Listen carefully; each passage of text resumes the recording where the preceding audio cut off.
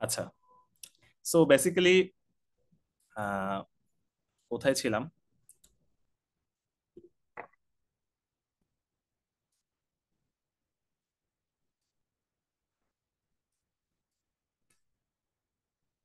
ওকে, so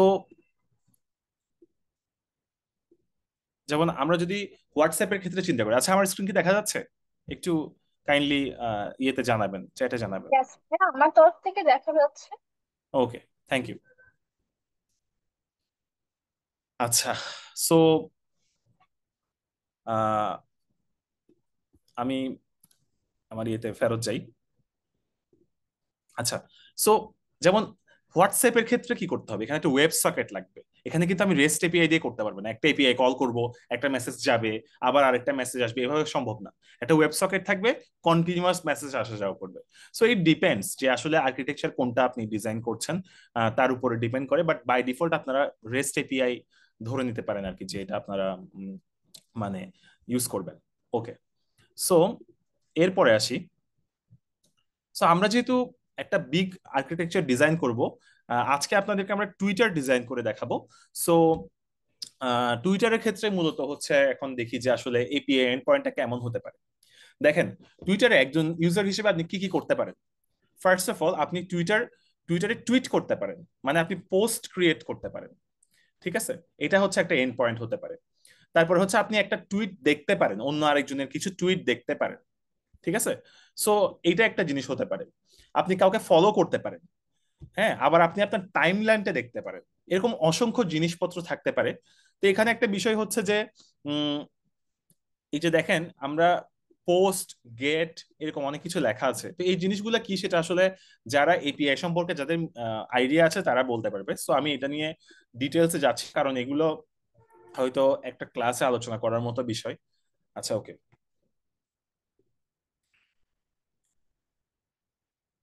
আচ্ছা, এখন high level ডিজাইনটা আসলে কি?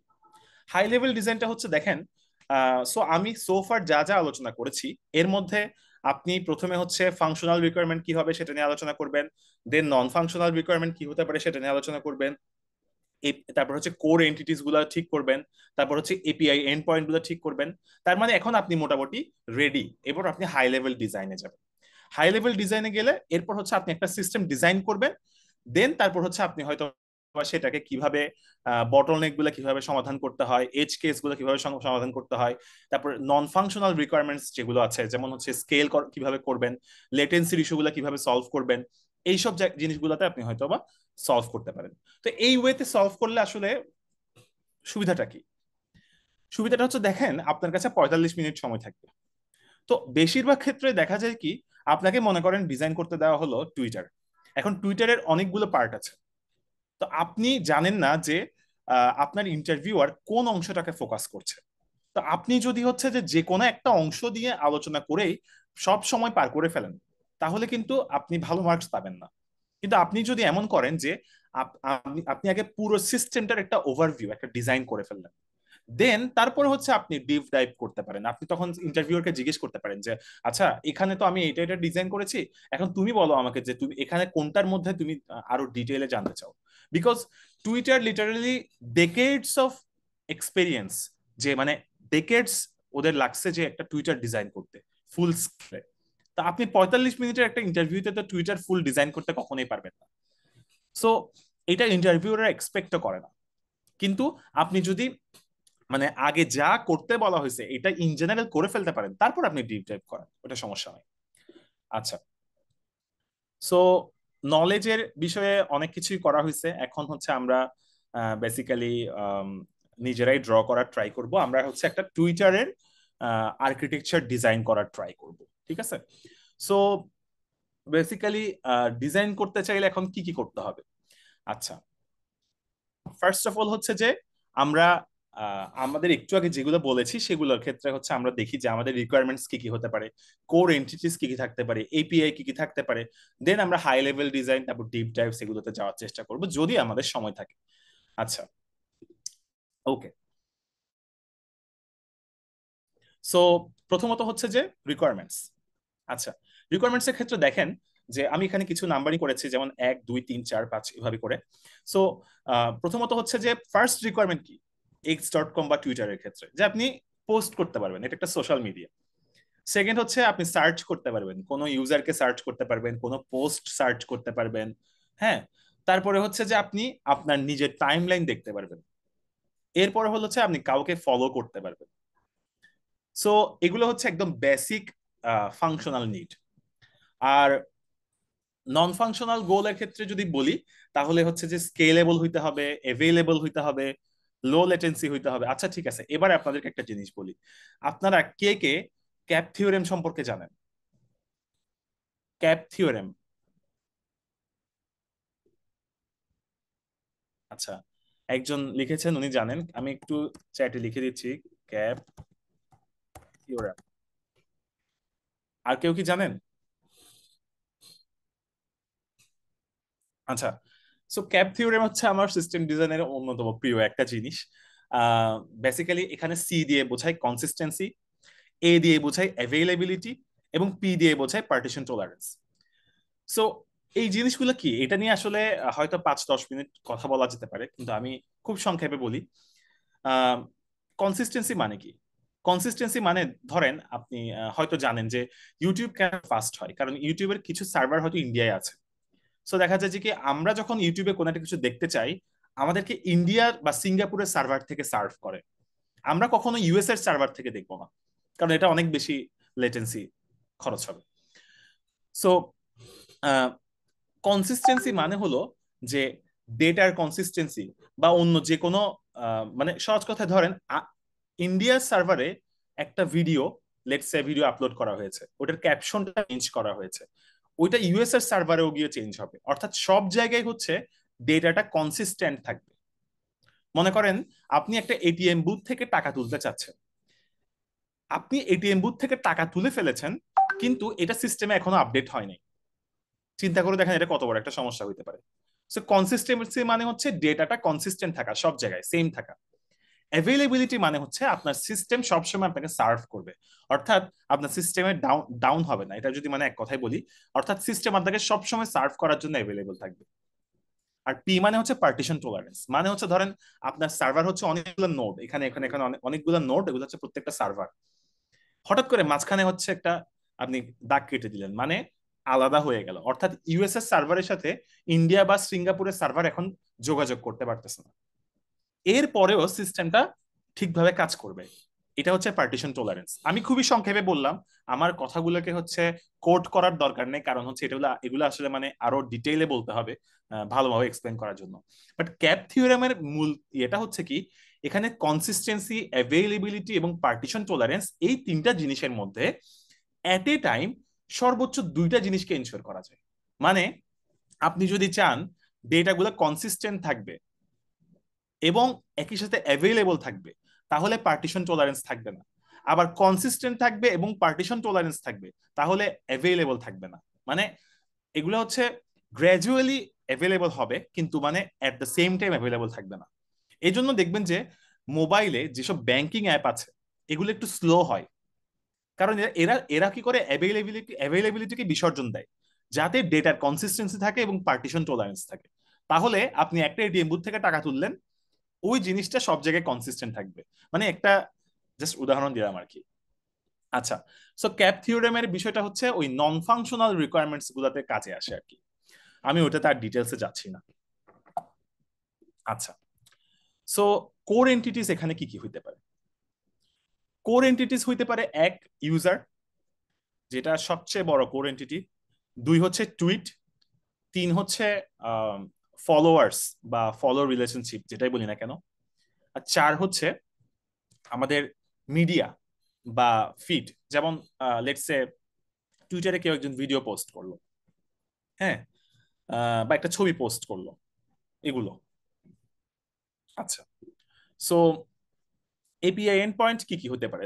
আসলে বলতে গেলে আমি এখানে যা দেখাচ্ছি এগুলো খুবই সুপারফিশিয়াল, এবং এগুলোর বাইরে আরো মানে অরিজিনালি যদি আমি টুইটারের এর কথা বলি, অসংখ্য এপিআই থাকবে। কিন্তু আমি একদম বেসিক লেভেলে যদি বলি, তাহলে কি, সেটা হচ্ছে একটা পোস্ট এপিআই থাকবে, যেটা দিয়ে হচ্ছে টুইট করা যাবে। একটা গেট এপিআই থাকবে, যেটা দিয়ে হচ্ছে আমি আমার ফিডটাকে বারবার দেখতে পারবো। হ্যাঁ, আরেকটা পোস্ট এপিআই থাকতে পারে যেটা দিয়ে ফলো করব, আর হচ্ছে সার্চের জন্য একটা এপিআই থাকতে পারে। ওকে। সো এরপরে হচ্ছে যে আমরা মূলত যাব আমাদের ডিজাইনে। আচ্ছা, আহ, একটা মিনিট, আমি একটু আগে চলে গেছি। ওকে, এখন হাই লেভেল ডিজাইনে আমরা যাব। এখন হচ্ছে আমরা আঁকাআঁকি করব। তো আঁকাআঁকি করার আগে আমি একটু সবার কাছ থেকে জানতে চাই, এখন আমাদের কতক্ষণ পার হয়েছে? আমাদের 9টা 35, তার মানে আমি কথা বলছি প্রায় 30 মিনিট হলো। সো 30 মিনিট ধরে আমি যা যা বলেছি এর মধ্যে আপনাদের কোনো কোয়েশ্চেন আছে কিনা? থাকলে একটু বলেন, আমি আগে সেটার আনসার দিয়ে তারপরে হচ্ছে আমি আঁকাআঁকিতে যেতে চাচ্ছি।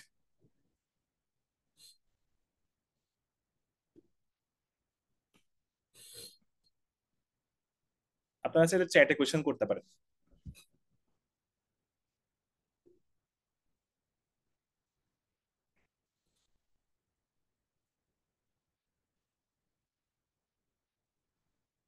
আচ্ছা, একজন লিখেছেন তার কোনো কোয়েশ্চেন নাই। আচ্ছা, আহ 3 নংটা একসাথে করা যায় না, মেইন রিজন কি? তিন তিনটা কেন একসাথে করা যায় না? আচ্ছা, তিনটা কেন একসাথে করা যায় না, মেইন রিজন কি? ও আচ্ছা আচ্ছা আচ্ছা। এইটা আসলে বুঝাইতে গেলে অনেক সময় লাগবে। ক্যাপ থিওরেম এটা খুব ইন্টারেস্টিং বিষয়, কিন্তু ইট টেকস টাইম, এটা আমি ওইদিকে এখন যেতে চাচ্ছি না।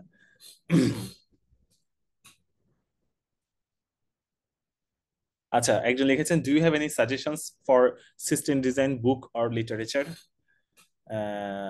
আচ্ছা, আরেকজন লিখেছেন, ক্যাপ থিওরি এর পার্টিশন পার্টটা আরেকবার বললে ভালো হয়। আচ্ছা, ওকে। ক্যাপ থিওরেমটা আসলে অনেক ইন্টারেস্টিং। ক্যাপ থিওরেম সম্পর্কে আমি আরেকটু বলবো, 1 মিনিট, কিন্তু ক্যাপ থিওরেম সম্পর্কে ডিটেইলে জানতে গেলে অনেক সময় দিতে হবে। সো সিস্টেম ডিজাইনের বই যদি বলি, আমি সিস্টেম ডিজাইনের জন্য একজনকে ফলো করি লিঙ্কডইনে। ওনার নাম হচ্ছে অ্যালেক্স জু। সো ওনার হচ্ছে একটা চ্যানেল আছে, চ্যানেল বলতে পেজ আছে আর কি, সেটার নাম হচ্ছে বাইট বাইট গো। সো ওখানে হচ্ছে উনি অনেক সুন্দর সুন্দর ডায়াগ্রাম দিয়ে দিয়ে হচ্ছে যে সিস্টেম ডিজাইনের বিভিন্ন বিষয়গুলো নিয়ে আলোচনা করে। ওনার হচ্ছে যে সিস্টেম ডিজাইনের 2টা বই আছে, ওই বইগুলো খুবই ভালো, খুবই সহজ পাঠ্য এবং ভালো। এবং ওনার ইয়ের নামটা আমি লিখে দিই, বাইট বাইট গো। আর ব্যক্তির নাম হচ্ছে অ্যালেক্স জু। আচ্ছা, সো ক্যাপ থিওরেম সম্পর্কে যদি আমি আরেকটু বলি, ক্যাপ থিওরেম আসলে আজকের আহ, আমি জানি না ইউটিউব চ্যানেল আছে কিনা, আমি ইউটিউব কখনো ইউটিউব চ্যানেল ঘেটে দেখি নেই, থাকতে পারে। অ্যালেক্স জু দিয়ে ইউটিউবে সার্চ দিলে হয়তো আসবে। হ্যাঁ। আচ্ছা, সিস্টেম ডিজাইন নিয়ে আরেকজন লিখেছে, সিস্টেম ডিজাইন দিয়ে কি অ্যাপ্লিকেশনের স্ট্রাকচার বানানো হয়? স্ট্রাকচার বলতে আপনি কি বুঝাচ্ছেন? যদি আপনি আর্কিটেকচার বুঝান যে হ্যাঁ পুরো সিস্টেম কিভাবে কাজ করবে, তাহলে ইয়েস, আমরা একটা সিস্টেম ডিজাইন করব একটু পরেই। সো আশা করি তখন আপনারা আইডিয়া পাবেন আর কি। আচ্ছা, সো আমি ক্যাপ থিওরেম সম্পর্কে আরেকটু বলি, যদিও ক্যাপ থিওরেম কিন্তু আজকের অংশ না আর কি, এই জন্য আপনারা দেখবেন যে স্লাইডে কিন্তু ক্যাপ থিওরেমের ব্যাপারে কোনো কিছু বলা নেই। আহ, যাই হোক, আমি ক্যাপ থিওরেম সম্পর্কে একটু বলি। সেটা হচ্ছে, উম, ধরেন আমি আবারও সেই একই এক্সাম্পলটা দিই। মনে করেন আপনি একটা এটিএম বুথে গেলেন। এটিএম বুথ গুলো আসলে কি? এটিএম বুথ গুলো হচ্ছে ইউজার ফেসিং কিছু মেশিন, যারা হচ্ছে ইউজারকে কার্ডের ওই চিপ থেকে ডেটা পড়ার মাধ্যমে টাকা আদান প্রদান করতে পারে। তো লেটস সে আপনি ঢাকায় অবস্থান করছেন, বর্তমানে আপনার অবস্থান হচ্ছে ধানমন্ডিতে। আপনি সেখানে একটা এটিএম বুথে ঢুকে কিছু টাকা উইথড্র করলেন। আচ্ছা, সো এরপরে হঠাৎ করে সিস্টেমটা ডাউন হয়ে গেল। সিস্টেম ডাউন হয়ে গেল বলতে এরকম যে ওই এটিএম মেশিনটা, টোটাল যে, ধরেন আপনি ব্র্যাক ব্যাংক থেকে টাকা তুললেন, টোটাল যে ব্র্যাক ব্যাংকের যে সিস্টেমটা সেটার সাথে ডিসকানেক্ট হয়ে গেল। তাহলে সমস্যা কি হবে বলেন তো? সমস্যা হবে হচ্ছে, সমস্যা হবে হচ্ছে আপনি ধরেন 50,000 টাকা তুললেন, কিন্তু এই 50,000 টাকা যে আপনি তুললেন, এই ইনফরমেশনটা অন্য একটা এটিএম বুথের কাছে নাই। হ্যাঁ, তাহলে ওই এটিএম বুথ থেকে যদি আরেকজন টাকা তুলতে চায়, লেটস সে অনেক সময় একটা অ্যাকাউন্ট থেকে দুইটা কার্ড থাকে, আমার যেমন যে কার্ডটা আছে, সো আমার মানে একই অ্যাকাউন্ট থেকে দুইটা কার্ড আছে আমার, সো ওখান থেকে কেউ একজন টাকা তুললো, তাহলে হবে আহ তখন টাকা তো দুইবার তুলে ফেললো। তো এই জিনিসটা রোধ করার জন্য কি করা যেতে পারে? এই জিনিসটা রোধ করার জন্য যেটা করা যেতে পারে সেটা হচ্ছে যে, যখন একটা, এই যে ধরেন আপনার এটিএম বুথটা অন্য সবার থেকে আলাদা হয়ে গেল, ঠিক আছে, তার মানে পার্টিশন হয়ে গেল, ঠিক না? পার্টিশন হয়ে গেল, তখন কি করা হবে? পুরো সিস্টেমটাকে আনএভেলেবল করে দেওয়া হবে।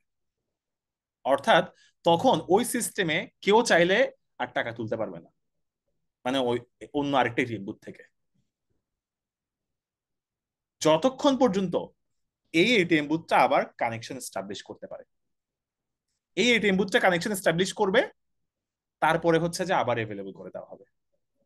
তার মানে এই যে দেখেন, একটা এটিএম বুথ ছিল, মানে এটা পুরো সিস্টেম আমার হাতটা, আর এটা হচ্ছে এটিএম বুথ, এটিএম বুথটা ডিসকানেক্টেড হয়ে গেল, তার মানে পার্টিশন হয়ে গেছে মাঝখানে। এখন ডেটাকে যদি আমি কনসিস্টেন্ট রাখতে চাই, তাহলে এই পুরো সিস্টেমটা আবার একত্রিত হওয়া পর্যন্ত আমাদেরকে ওয়েট করতে হবে। তার মানে ওই সময়টাতে অ্যাভেলেবিলিটি থাকবে না। অর্থাৎ এই যে কনসিস্টেন্সি এবং পার্টিশন টলারেন্স, এই দুটো জিনিস আমি এনশিওর করতে যাচ্ছি, তাই আমাকে অ্যাভেলেবিলিটিকে বিসর্জন দিতে হচ্ছে।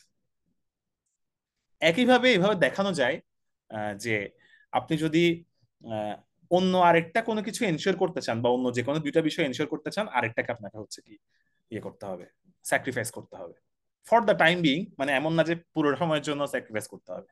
সো আশা করি একটু হলো বুঝাতে পারছি আর কি। বাট এনিওয়ে ক্যাপ থিওরেম কিন্তু খুবই ইন্টারেস্টিং বিষয়, হলো একটু কঠিনও আছে আর কি, এটা মানে আর একটু ভালোভাবে বুঝতে হবে, এই জন্য একটু সময় লাগবে। আচ্ছা, সো আমরা তাহলে এখন ডিজাইনে চলে যাই। Time to draw.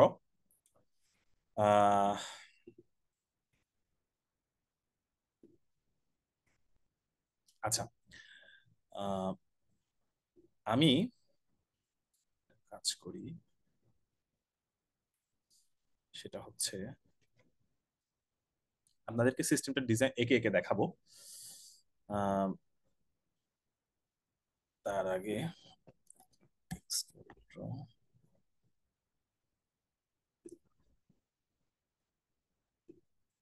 আচ্ছা, তো আমি নিজে থেকে কিছু ডায়াগ্রাম আগে থেকে এঁকে রাখছি, যেহেতু সময় কম, তাই হচ্ছে যে আমি সেগুলো দিয়ে দিয়ে হচ্ছে আপনাদেরকে একে একে দেখাবো, না হলে অনেক সময় লাগবে। সো প্রথমত, এটা হচ্ছে ধরেন আমাদের আহ, কেউ কোনো কিছু না বুঝলে কোয়েশ্চেন করবেন, হ্যাঁ? এটা আমাদের ক্লায়েন্ট, সার্ভার ক্লায়েন্টের ব্যাপারগুলো তো হয়তো আপনারা জানেন। তো তারপরে, আচ্ছা, সবার প্রথমে আমাদেরকে একটা জিনিস চিন্তা করতে হবে, এটা হচ্ছে দেখেন, এটা হলো লোড ব্যালেন্সার। লোড ব্যালেন্সার কি কেউ বলতে পারবেন?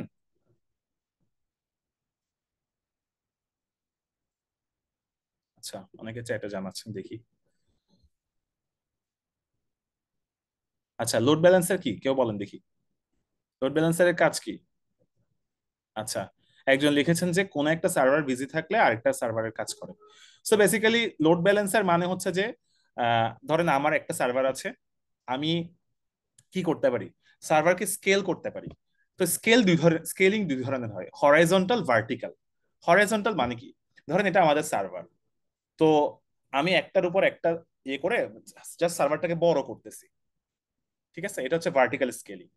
করতে করতে করতে করতে একসময় সার্ভারটা অনেক বেশি ট্রাফিক হ্যান্ডেল করতেছে, তখন কি করলাম, ওই সার্ভারের পাশে আরেকটা সার্ভার রাখলাম, তার পাশে আরেকটা সার্ভার রাখলাম, তার মানে এখানে একটা সার্ভার, এখানে একটা সার্ভার, এখানে একটা সার্ভার।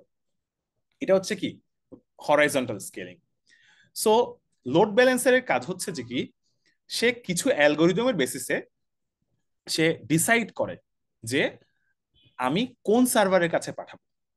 তো এখানে বিভিন্ন রকম অ্যালগোরিদম আছে, যেমন একটা অ্যালগোরিদম হচ্ছে রাউন্ড রবিন অ্যালগোরিদম।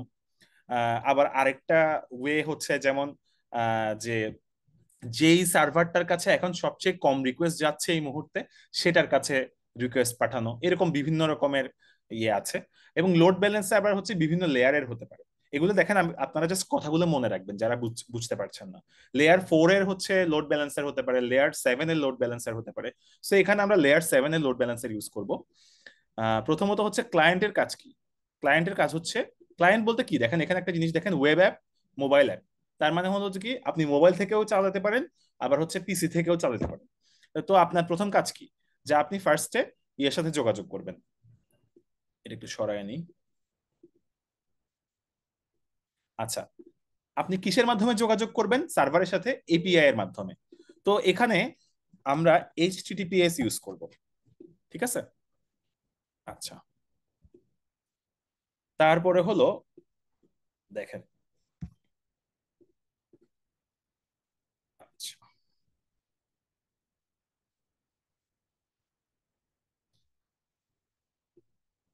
ওকে। সো এটা কি, এটা হলো এপিআই গেটওয়ে। এখন লোড ব্যালেন্সারের কাজ কি?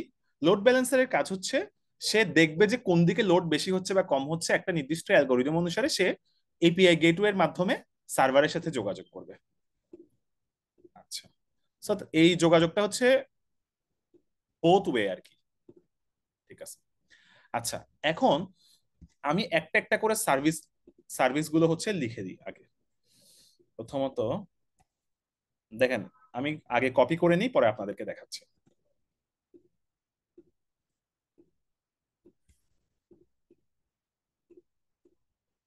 প্রথমটা হচ্ছে টুইট সার্ভিস, তারপর হচ্ছে রিপ্লাই সার্ভিস, এরপর একটা হচ্ছে সার্চ সার্ভিস। ঠিক আছে। তারপর একটা হলো টাইমলাইন সার্ভিস। এগুলো প্রতিটার ব্যাখ্যা আমি দিব আপনাদেরকে।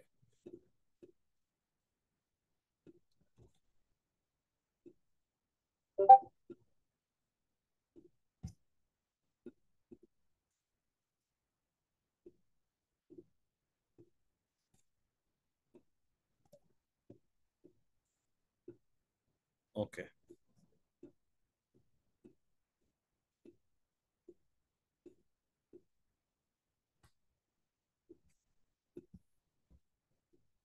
আচ্ছা, সো দেখেন, প্রথমত হচ্ছে এই যে CRUD, এটার মানে কি? ক্রাড বা ক্রুড যেটাই বলেন না কেন, এটার মানে কি? খুব বেসিক জিনিস, দেখি কে পারেন। সবাই পারবেন আশা করি এটা।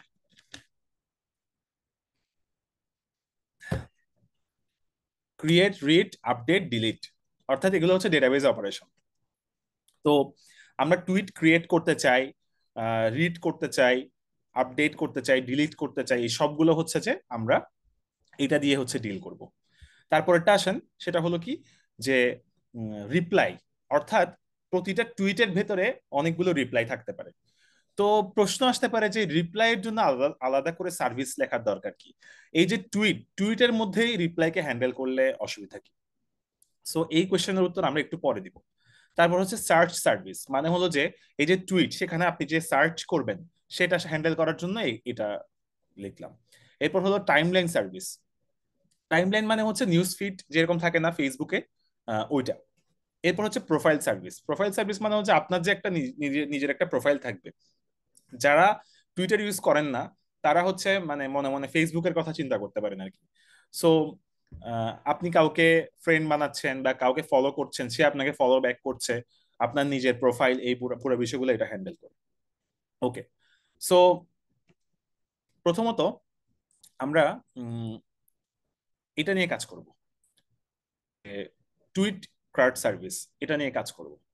আচ্ছা, তো এখানে একটা বিষয় বলি, সেটা হচ্ছে দেখেন, আমরা যদি এপিআই গেটওয়ে থেকে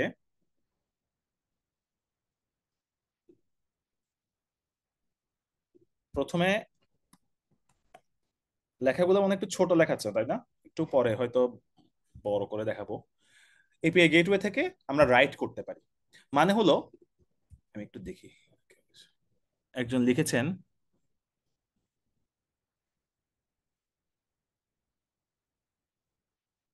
অন্য একটি এটিএম বুথ দিয়ে একই সময়ে ইউজার ট্রাই করে যেটি এটিএম মেশিনটি কানেক্ট আছে সেক্ষেত্রে কি? একজন লিখেছেন, অন্য একটি এটিএম বুথ দিয়ে একই সময়ে ইউজার ট্রাই করে যেটি এটিএম মেশিনটি কানেক্ট আছে, সেক্ষেত্রে সেটা কিভাবে, আমি আপনার প্রশ্নটা ঠিক মতো বুঝিনি। আপনি কি এরকম কোনো কিছু জানতে চাচ্ছেন যে মানে ধরেন যে এটিএম বুথটা ডিসকানেক্টেড হয়ে গেছে, সেটা কিভাবে টাকাটা দিল, মানে সেটা কিভাবে কাজ করলো, এরকম কিছু জানতে চাচ্ছেন? আরেকজন লিখলো যে ডেটাবেস ফিল্ড রাখা যাইতে পারে ইজ অ্যাক্টিভ, যদি কোনো কার্ড যাই ফিল্ড ট্রু করে দিলাম, এটা কি কাজ করবে? বেসিক্যালি এখানে ঝামেলাটা কোথায় দেখেন, বড় সিস্টেমের ক্ষেত্রে কিন্তু সার্ভার অনেকগুলো থাকতে পারে। তো আপনি যে কোনো একটা সার্ভারের সাথে কানেক্টেড এবং ওই সার্ভার দিয়ে আপনি কাজ করতেছেন, কিন্তু দুইটা সার্ভারের মধ্যে পরস্পর তারা ডিসকানেক্টেড হয়ে গেছে, একটা সার্ভার আরেকটা সার্ভারের সাথে যোগাযোগ করতে পারতেছে না। তা আপনি তো একটা সার্ভারের মাধ্যমে টাকাটা উইথড্র করে ফেললেন, তো আরেকটা সার্ভারের সাথে যে এটিএম বুথ গুলো কানেক্টেড আছে তারা তো জানবে না যে আপনি টাকা উইথড্র করে ফেলছেন। মানে কথাটা ব্যাপারটা অনেকটা এরকম আর কি। আচ্ছা, যাই হোক, ওই ইয়েতে এখন আর যাচ্ছি না। সো দেখেন, টুইটারে ডেইলি অ্যাক্টিভ ইউজার কেমন হতে পারে। টুইটারের ডেইলি অ্যাক্টিভ ইউজার, যেমন টুইটারের টোটাল ইউজার হচ্ছে, আমি বারবার টুইটার বলতেছি যদি এটা x.com, সেটা হচ্ছে অ্যারাউন্ড 700 মিলিয়ন হচ্ছে টোটাল ইউজার্স। তো এর মধ্যে ধরেন 50 মিলিয়ন ডিএইউ থাকতে পারে, 50 মিলিয়ন, তার মানে কিন্তু সংখ্যাটা অনেক। এখন আপনারা দেখবেন যে যারা ফেসবুকে, অনেক সময় এমন হয় না যে কিছু বন্ধু বান্ধব মিনিটে 2-3টা করে পোস্ট দিচ্ছে। তো ব্যাপারটা হচ্ছে কি, যে এই যে অনেকে হচ্ছে স্প্যামিং করে একই পোস্ট, বা মানে রোবোটিক বট দিয়ে পোস্ট করতে থাকে এরকম হয়। সো ওই জিনিসটাকে হ্যান্ডেল করার জন্য আসলে কি করা যেতে পারে, ওই জিনিসটাকে হ্যান্ডেল করার জন্য আমরা যেটা করব সেটা হচ্ছে আমরা একটা রেট লিমিটার দিব এখানে। ঠিক আছে, এই রেট লিমিটারের কাজ কি? রেট লিমিটারের কাজ হচ্ছে আমার রিকোয়েস্ট গুলোকে হ্যান্ডেল করা। অর্থাৎ আমি 1 সেকেন্ডে কয়টা রিকোয়েস্ট করতে পারবো, 1 মিনিটে আমি কয়টা রিকোয়েস্ট করতে পারবো, অর্থাৎ কয়টা পোস্ট করতে পারবো, এই জিনিসগুলোকে হচ্ছে সে লিমিটেড করে রাখবে। ঠিক আছে। আচ্ছা, এরপরে হলো আমি টুইটার থেকে, অর্থাৎ আমার টুইট গুলা পড়তে চাই, যে কেউ টুইট করছে সেটা আমি পড়তে চাই। তো এটা আমি কিভাবে করতে পারি? তো এটার জন্য আমার দরকার হচ্ছে এখান থেকে আমি যেন রিড করতে পারি। ওকে, এটাও কিন্তু একটা বোথ ওয়ে অপারেশন, রিড। আচ্ছা, এই যে রিড করতেছি এবং হচ্ছে রাইট করতেছি, তো এইটার ক্ষেত্রে দেখা যেতে পারে যে আসলে রিডটা করার আগে আমি একটা কাজ করতে পারি, সেটা হচ্ছে যে আমার সব ইনফরমেশন গুলো আমার এক মুহূর্তে লাগবে না। তো দেখা যেতে পারে যে কি আমি কি সার্চ করব বা কি পড়বো সেটা হচ্ছে ক্যাশের মধ্যে রেখে দিতে পারি। পরে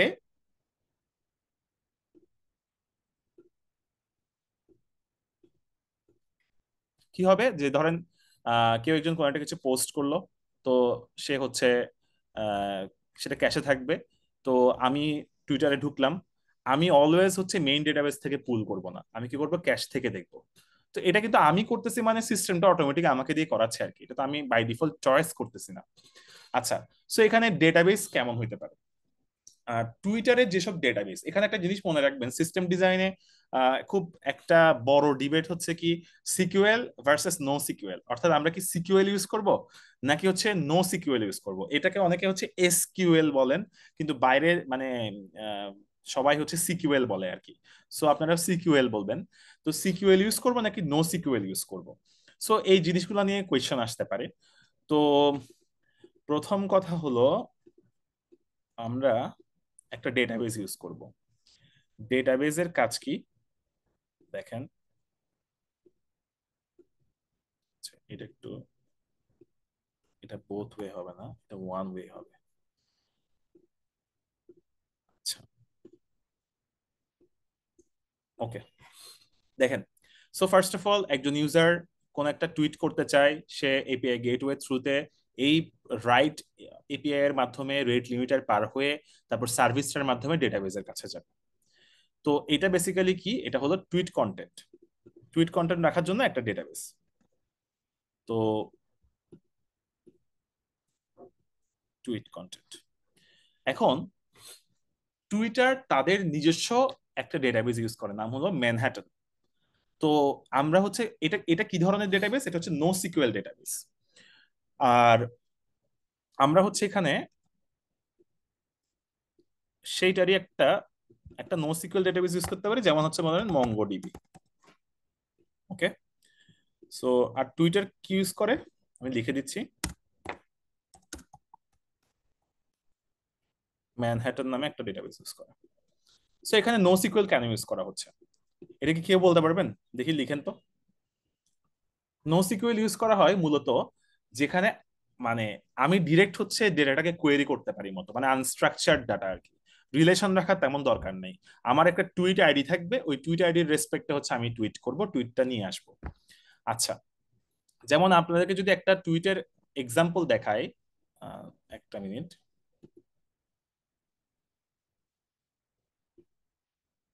ওকে,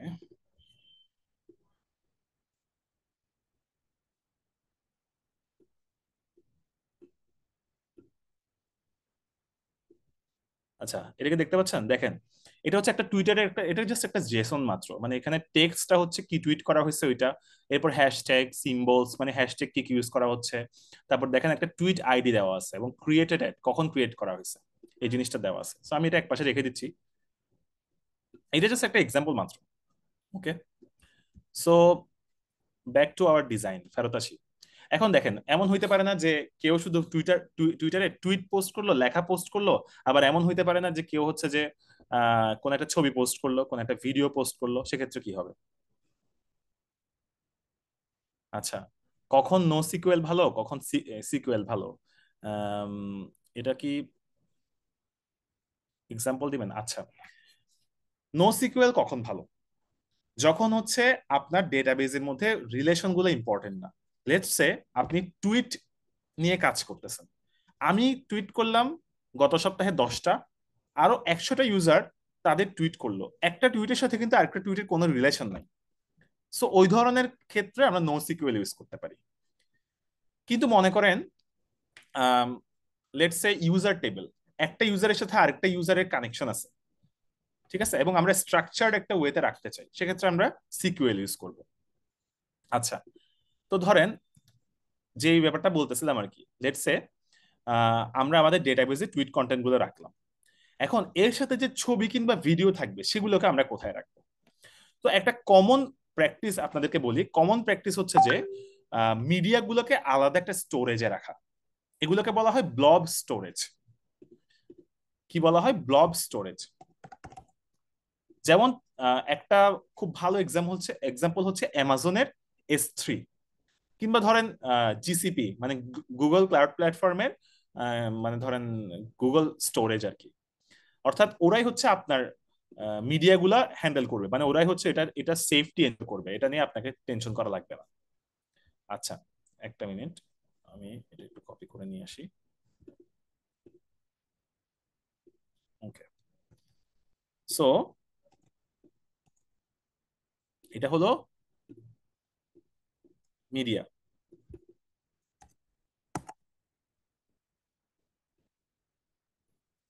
আচ্ছা, তো এই মিডিয়াতে আমাদের কন্টেন্ট গুলো কি হবে?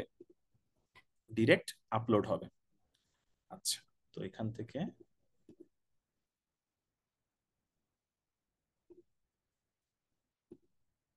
এখানে চলে যাবে। আচ্ছা, তো এখন বিষয় হচ্ছে কি, দেখেন এই যে ক্লায়েন্ট, আমরা কিন্তু চাইলে সরাসরি আহ, এই ক্লায়েন্ট থেকে,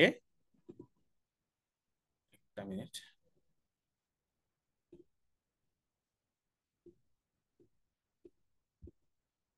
মাঝে মধ্যে এই এক্সক্যালিটর একটু ঝামেলা করে। ওকে, দেখেন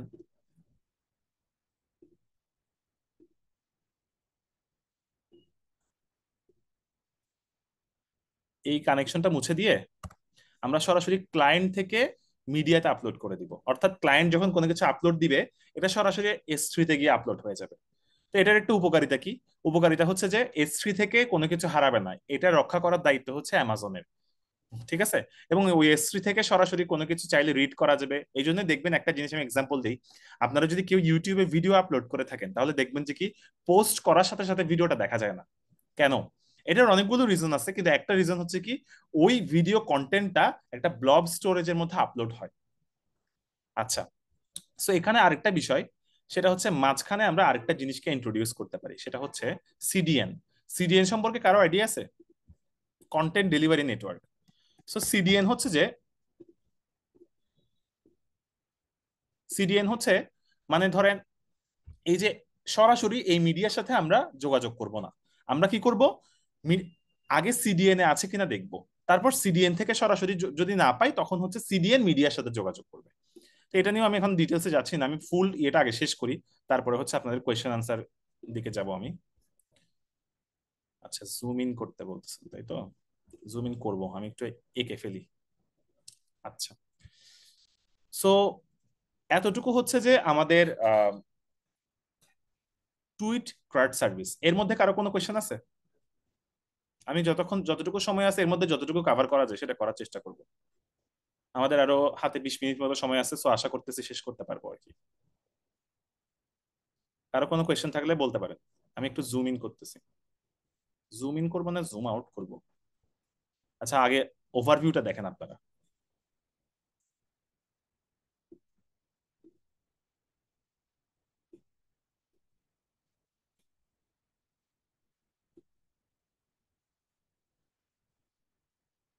আচ্ছা, ক্লিয়ার। ওকে, তারপর এবার আসি রিপ্লাই। আচ্ছা, এখন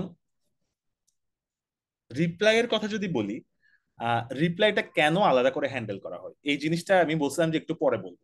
এটা নিয়ে কি কেউ বলতে পারবেন যে রিপ্লাইটা আলাদা করে হ্যান্ডেল করার মানে আর কি?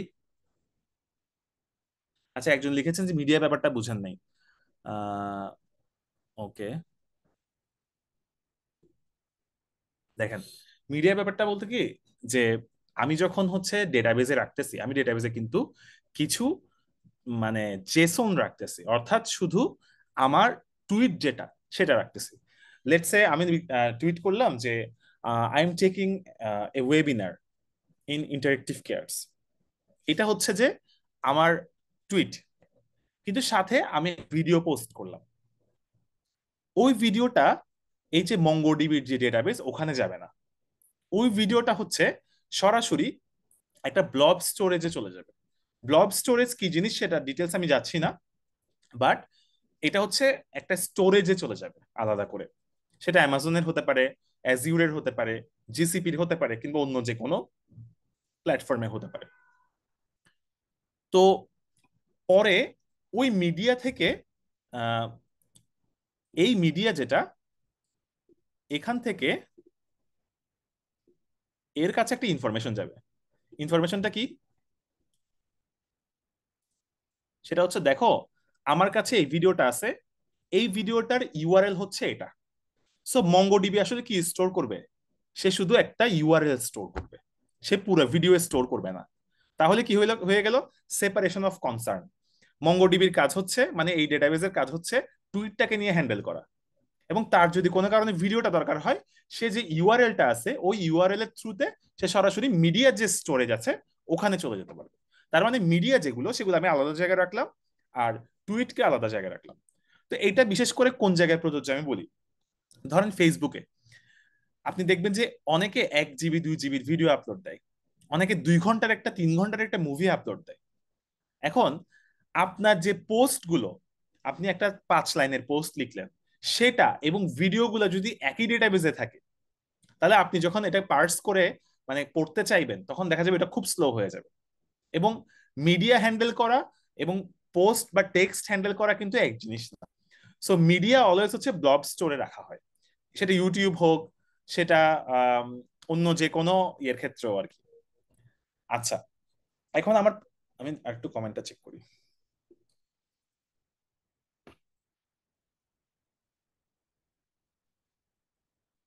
আচ্ছা, আহ, আচ্ছা, একজন লিখেছেন যে reply is live action, so we need web sockets. Actually web sockets হচ্ছে তখন দরকার যখন আপনি মেসেজিং করবেন, যেখানে মিলি সেকেন্ডের মধ্যে হচ্ছে মেসেজটা আসা লাগবে। রিপ্লাই কিন্তু ব্যাপারটা সেরকম না। রিপ্লাই আপনি একটু লেটে পেলেও সমস্যা নাই, মনে করেন 1 সেকেন্ড ডিলে হইলো, সমস্যা কি? সমস্যা নাই। আচ্ছা, আরেকজন লিখলেন যে ভাই মিডিয়া কি ডিরেক্টলি ক্লায়েন্ট থেকে পোস্ট হবে স্ট্রিতে, নাকি সার্ভারে পোস্ট হয়ে সার্ভার এন্ড থেকে স্ট্রিতে মিডিয়া স্টোর হবে? বেসিক্যালি মিডিয়া মানে সার্ভারে তো আসলে কোনো কিছু পোস্ট হয় না, কিন্তু আপনি আপনার প্রশ্নটা এটা হইতে পারে যে কি আহ, এটা কি মঙ্গোডিবিতে আগে ইয়ে হবে, সেখান থেকে মিডিয়া স্টোরেজে যাবে, নাকি সরাসরি মিডিয়া স্টোরেজে যাবে। তো ব্যাপারটা হচ্ছে এটা সরাসরি আসলে মিডিয়া স্টোরেজে যাবে। সেখান থেকে একটা ইউআরএল আসতে পারে, যে ইউআরএলটা মঙ্গোডিবিতে সেভ হবে। আর এখানে যে আমি এই জিনিসটা দিছি, এটা হচ্ছে সিডিএন এর জন্য। সিডিএন হচ্ছে কন্টেন্ট ডেলিভারি নেটওয়ার্ক, যেটার কাজ হলো যে আপনাকে কন্টেন্ট গুলো দেখানো। আচ্ছা, সো রিপ্লাই কেন আলাদা, এটার কোশ্চেন, এটার আনসারে চলে যাই, আমি বেশি সময় ক্ষেপণ আর না করি, কারণ আরো 4টা সার্ভিস আমার বাকি আছে। সো বেসিক্যালি রিপ্লাইয়ের যে ব্যাপারটা, সেটা হচ্ছে আহ, দেখবেন যে আপনি যখন টুইটার স্ক্রল করবেন, পোস্ট গুলো দেখা যায় এবং 10টা বা 20টা রিপ্লাই দেখা যায়, বাকি রিপ্লাই গুলো দেখা যায় না। তো এমন হইতেই পারে যে একটা পোস্টের 1000টা রিপ্লাই, একটা পোস্ট লেটসে 10,000টা রিপ্লাই।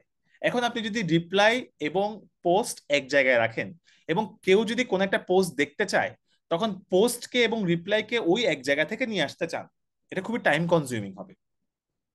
কিন্তু আপনি যদি রিপ্লাইকে এবং পোস্টকে আলাদা আলাদা জায়গায় রাখেন, তাহলে যেটা হবে, আপনি পোস্টকে পোস্টের মতো নিয়ে আসলেন, দেন রিপ্লাইকে হচ্ছে আপনি আলাদা সার্ভিস থেকে আলাদা করে নিয়ে আসলেন।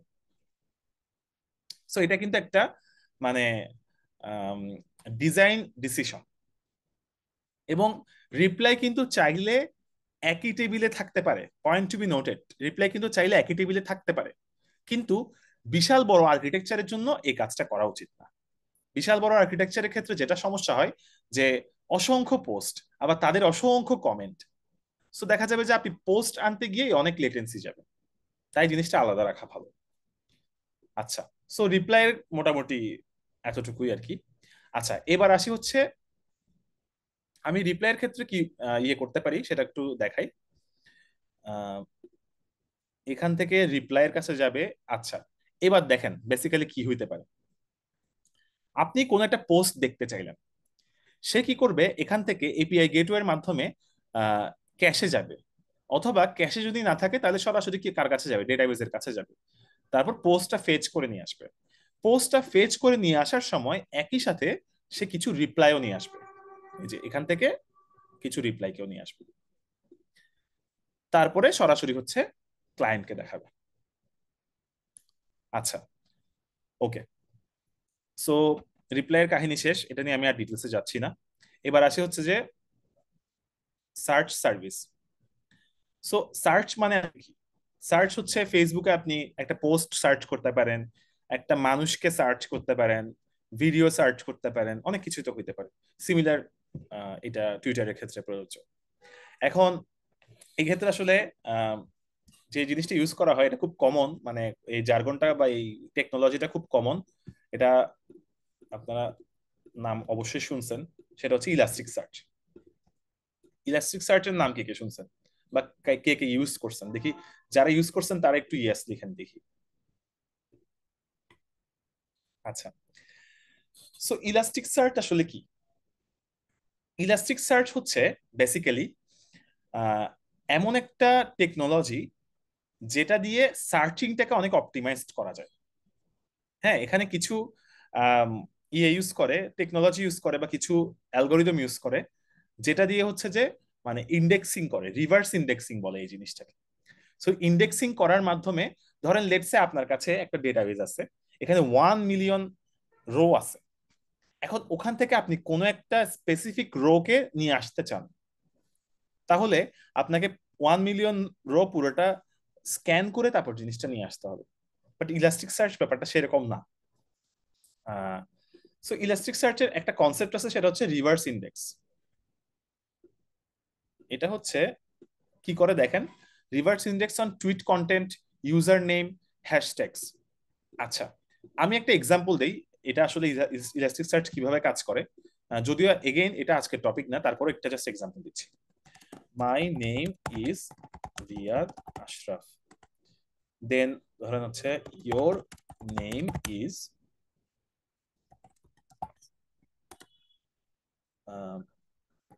Today's webinar name is something. আমার কাছে 3টা লাইন আছে। তো আমরা যেটা করতে পারি, আমরা এই তিনটা লাইনকে প্রত্যেকটাকে একটা রোতে এভাবে রাখতে পারি, তিনটা রোতে আছে। এখন আমি সার্চ করতে চাই এমন সব লেখাগুলো যেটার মধ্যে নেম শব্দটা আছে। ঠিক আছে?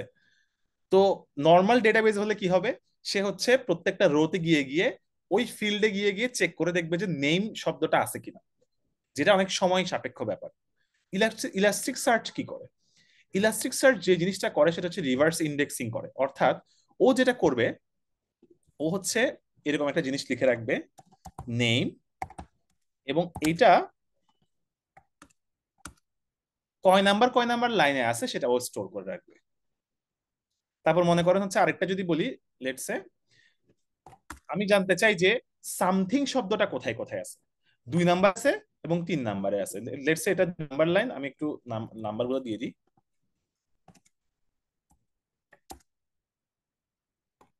3 নাম্বার লাইন। তো সে কি করবে,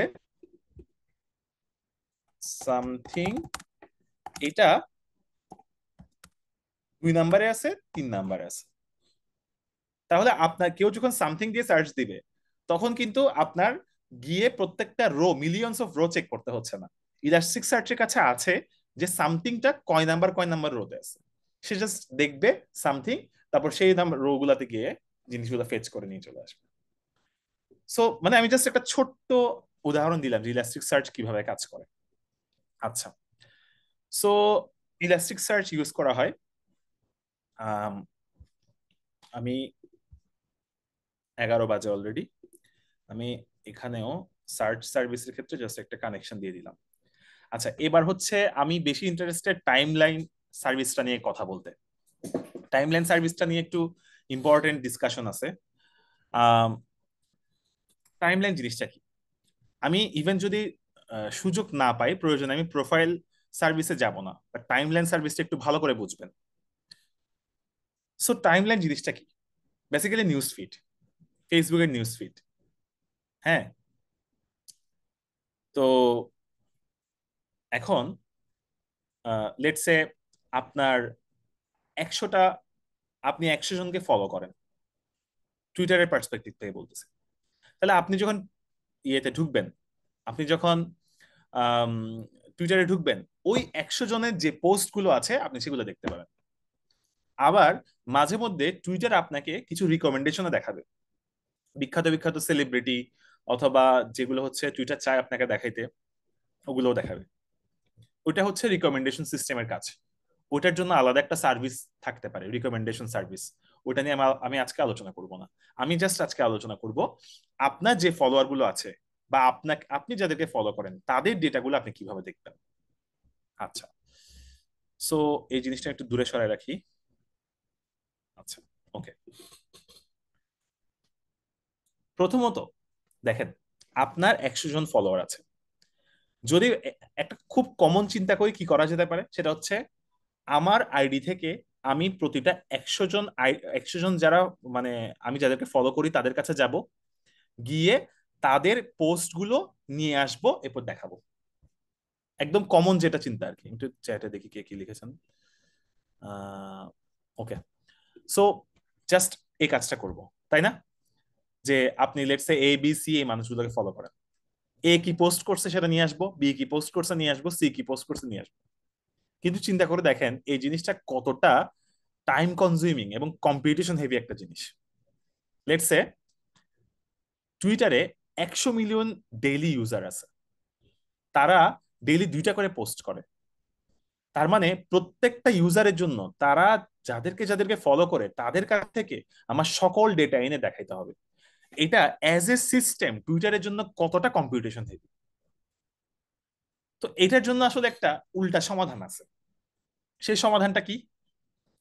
সেই সমাধানটা হচ্ছে যে আম, এটা এখানে একটা টার্ম আমি ইউজ করব। টার্মটার নাম হচ্ছে যে, আমি লিখে দিই, ফ্যান আউট অন রাইট। দেখেন, ফ্যান আউট অন রাইট, এই কনসেপ্টটা ইউজ করা হয়। আচ্ছা, কি করা হয় বেসিক্যালি? সেটা হচ্ছে প্রতিটা প্রতিটা ইউজারের জন্য একটা ক্যাশ থাকবে। আমি ক্যাশটা একটু কপি করে নিয়ে আসি। ওকে, একটা মিনিট প্লিজ।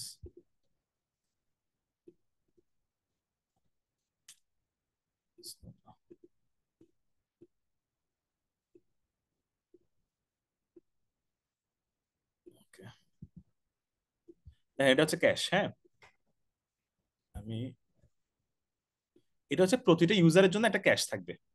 এই লেখাটা আমি সরাই ফেলতেছি আপাতত। তো এই ক্যাশের কাজ কি? আমি একজন ইউজার, আমার জন্য একটা ক্যাশ থাকবে। আপনি একজন ইউজার, আপনার জন্য একটা ক্যাশ থাকবে। এরকম 50 মিলিয়ন ইউজার, তাদের জন্য নিজস্ব কিছু ক্যাশ থাকবে। এই ক্যাশের কাজ হচ্ছে আপনি যাদেরকে ফলো করেন, তারা যখন কোনো কিছু পোস্ট করবে, ওই পোস্টটা ক্যাশে এসে এসে বসে যাবে। যেমন এখান থেকে যদি বলি,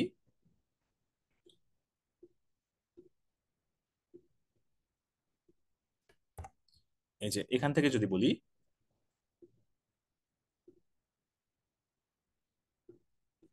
ওকে, সো কেউ যখন কোনো কিছু, ধরেন আপনি ABC ফলো করেন, এ যখন কোনো কিছু পোস্ট করবে, আপনার ক্যাশে ওই পোস্টটা চলে আসবে। বি যখন কোনো কিছু পোস্ট করবে, আপনার ক্যাশে ওই পোস্টটা চলে আসবে। ডি যখন কোনো কিছু পোস্ট করবে, তখনও আপনার ক্যাশে চলে আসবে। সো এটার জন্য আমরা যেটা করি সেটা হচ্ছে, আমরা একটা মেসেজ কিউ ইউজ করি। মেসেজ কিউর কাজ কি বলেন, কেউ বলতে পারবেন? মেসেজ কিউর কাজ হচ্ছে সিস্টেমের অন্তরালে কাজ করা। অর্থাৎ একটা সিস্টেম, এটার ভিতরে ব্যাকগ্রাউন্ডে অনেক জব চলে না, অনেক কাজ হয় না, একই রকম। আচ্ছা, দুইজন চ্যাটে কি লিখেছেন আমি একটু দেখি। Event driven architecture. আচ্ছা, আমি এগুলো একটু পরে দেখবো, সময় চলে যাচ্ছে, একটু পরে দেখবো। সো বেসিক্যালি ফার্স্টে কাজ কি, সেটা হচ্ছে যে কেউ কোন একটা পোস্ট করছে, তখন সেটা মেসেজ কিউতে যাবে, কিউতে গিয়ে গিয়ে জমা হবে।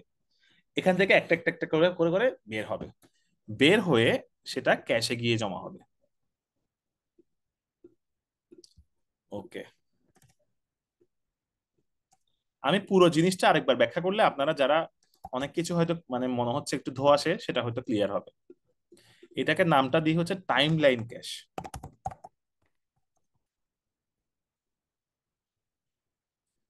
তারপরে আপনি যখন আপনার নিউজ ফিডটা দেখতে চাইবেন, তখন গিয়ে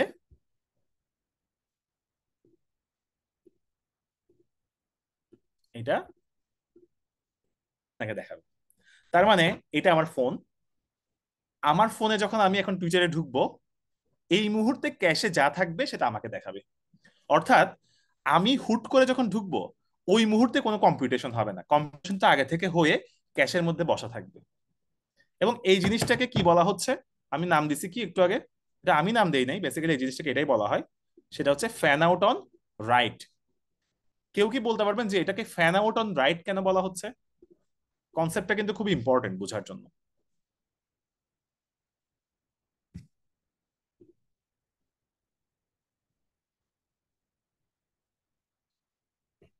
আচ্ছা, আহ, আমি একটু ব্যাখ্যা দিই কেন জিনিসটা ফ্যান আউট অন রাইট বলা হচ্ছে। দেখেন, আমি একজন ইউজার, আমি 10 জন মানুষকে ফলো করি। এখন আমি যখন আমার টাইমলাইনে ঢুকবো, আমি 10 জন মানুষের ডেটাগুলো দেখতে চাই। আমি ঢোকার পর যদি তাদের ডেটাগুলো আনা হয়, তার মানে এটা হচ্ছে ফ্যান আউট অন রিড। আমি দেখতে চাচ্ছি, আমি পড়তে চাচ্ছি, তখন গিয়ে জিনিসটা নিয়ে আসা হচ্ছে। এটা হচ্ছে ফ্যান আউট অন রিড। আর লেটস, আমি একজন ইউজার, আমি 10 জনকে ফলো করি। ওই 10 জনের কেউ একজন যখন কোনো কিছু লিখলো, তখন গিয়ে জিনিসটা আমার ক্যাশে এসে বসে যাবে। তার মানে সে রাইট করলে এটা ফ্যান আউট হয়ে এটা আমার ক্যাশে বসে যাবে। বুঝা গেছে? সো এই জন্য এটা হচ্ছে ফ্যান আউট অন রাইট। আচ্ছা, এবার আহ এখানে একটা কিন্তু আছে। কিন্তুটা হচ্ছে, যারা সেলিব্রিটি, লেটস সে রোনালদো বা মেসি, ওদের তো অনেক ফলোয়ার্স থাকে। ওদেরকে আমিও ফলো করি, ওদেরকে আপনিও ফলো করেন, ওদেরকে আরো 1 লক্ষ মানুষ ফলো করে। ঠিক না? এখন ওরা যখন কোনো কিছু একটা পোস্ট করে, তখন যদি আমরা ফ্যান আউট অন রাইট করতে চাই, এটা আবার খুবই কম্পিটিশন হেভি হয়ে যায়। কেন? আমি রোনালদোকে ফলো করি, রোনালদো কোন একটা কিছু লিখলে সেটা আমার আমার ক্যাশে এসে বসে যাবে। একই রকম ভাবে আরো 1,000 জন তো ফলো করে, তাদের ক্যাশেও বসতে হবে না? আরো 10 লক্ষ জন তো ফলো করে, তাদের ক্যাশে এসেও বসতে হবে না? তার মানে কি, ওর যত ফলোয়ার আছে সবার ওখানে গিয়ে গিয়ে গিয়ে গিয়ে বসবে। So এটা খুবই কম্পিটিশন হেভি। তো এই জিনিসটা মেগা স্টার যারা, তাদের ক্ষেত্রে মানে যাদের অনেক বেশি ফলোয়ার্স, তাদের ক্ষেত্রে ফ্যান আউট অন রাইট করা হয় না, করা হয় দুইটার একটা কম্বিনেশন।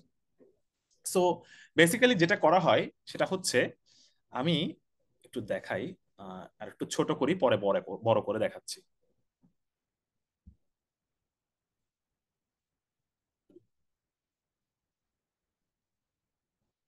ওকে,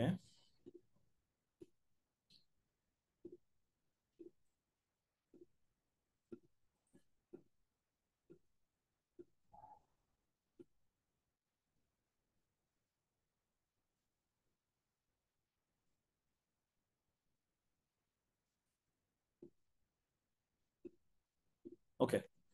সো এই জিনিসটা হচ্ছে, আচ্ছা এখানে আমি এইভাবে না লিখে এইভাবে লিখি।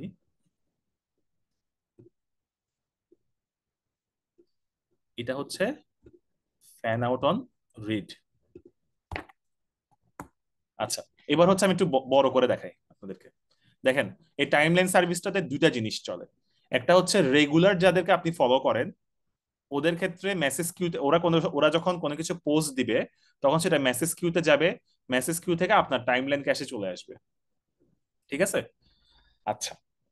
আর যখন আপনি যাদেরকে ফলো করেন তাদের মধ্যে কেউ মেগাস্টার থাকবে, তাদের ক্ষেত্রে আপনি যখন পড়তে চাইবেন, তখন গিয়ে সে এখান থেকে পড়ে নিয়ে চলে আসবে। সেটা হচ্ছে ফ্যান আউট অন রিড। মনে রাখবেন, ফ্যান আউট অন রিড মানে আপনি পড়তে চাচ্ছেন, ফ্যান আউট অন রাইট তার মানে কেউ যখন লিখতেছে তখন গিয়ে এটা আসতেছে। সো এই দুইটার কম্বিনেশন মিলে হচ্ছে টাইমলাইন সার্ভিস। আচ্ছা, এখন আমি যতটুকু বললাম এর মধ্যে কি কারো কোনো কোয়েশ্চেন আছে? একজন লিখছেন যে রাইড করার সাথে সাথে ফ্যানদের কাছে চলে যায়। এটা কিন্তু ওই ফ্যান না আবার, মানে ফ্যান আউটের ওই এই ফ্যানটা মানে রোনালদোর ফ্যান না, মেসির ফ্যান না। হ্যাঁ। সো একজন লিখলো পোস্ট ক্রিয়েট করার সময় অল ফলোয়ার্স এর কাছে ক্যাশে রাইট হয়ে যাবে। এই জন্যই হচ্ছে যাদের ফলোয়ার্স অনেক বেশি, তাদের ক্ষেত্রে ফ্যান আউট অন রাইট করা যাবে না। আমার 1 মিলিয়ন ফলোয়ার আছে, আমি কিছু একটা লিখলেই ওই 1 মিলিয়ন ফলোয়ারের ক্যাশে যদি কিছু রাইট হয়ে যায়, তার মানে এটা খুবই কম্পিটিশন হেভি হবে। আচ্ছা, ক্লাসটা রেকর্ড কোথায় পাওয়া যাবে? ক্লাসটা মনে হয় রেকর্ড একটু লেটে করা হয়েছে। যতটুকু রেকর্ড করা হয়েছে সেটা আশা করি পরে পাওয়া যাবে। আচ্ছা, এরপরে আসি হচ্ছে প্রোফাইল সার্ভিস। দেখি সময় আছে কিনা। 22 হয়ে গেছে, আমি আর 2-3 মিনিট সময় নিয়ে নিই।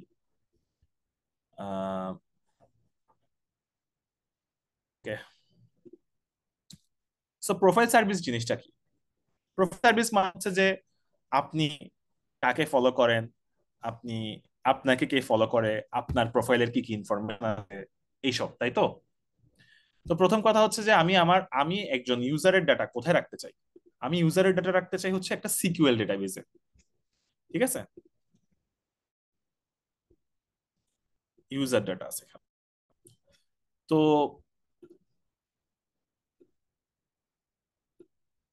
এটা নিয়ে ডিটেলস আর কিছু বলতেছি না। একটা ইউজার টেবিল থাকবে, ওখানে ইউজারের আইডি, পাসওয়ার্ড, এই সেই সবকিছু থাকবে। আচ্ছা, এখন এখানে একটা মেইন বিষয়, সেটা হচ্ছে অথেন্টিকেশন, অথরাইজেশন এন্ড অথেন্টিকেশন।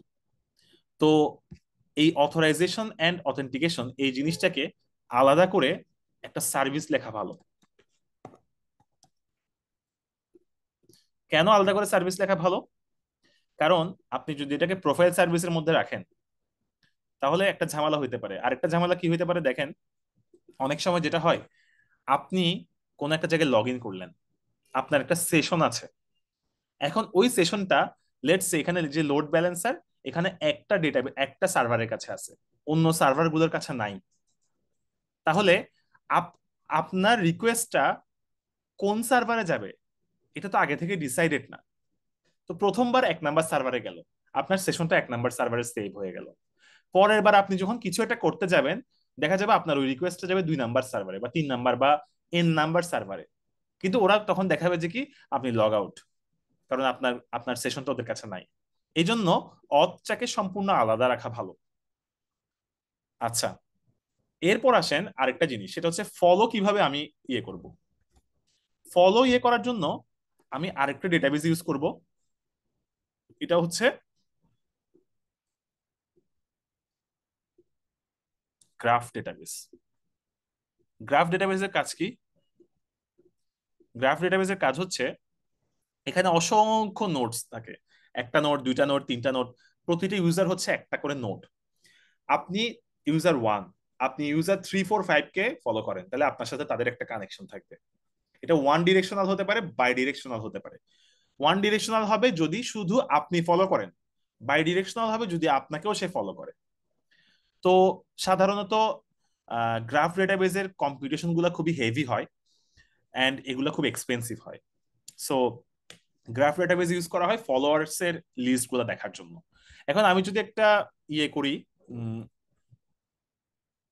একটা ওভারভিউ দেই আর কি আপনাদেরকে, তাহলে আপনাদের হয়তো পুরো বিষয়টা নিয়ে একটা আইডিয়া হবে।